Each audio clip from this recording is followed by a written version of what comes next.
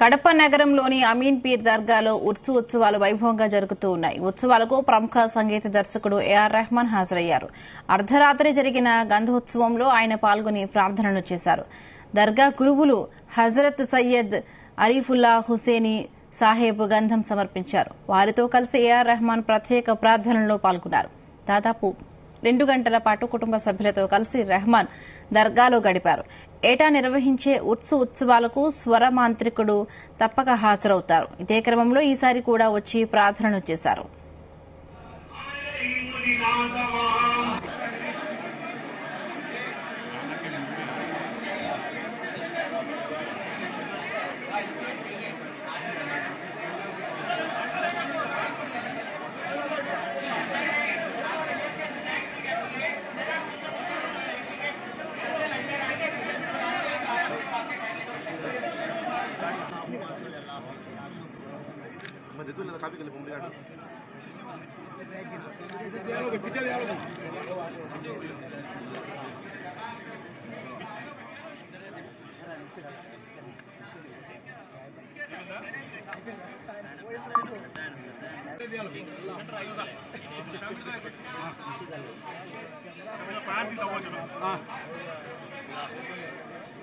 పెద్ద కొంచెం ఇటు సార్. అవునా అన్న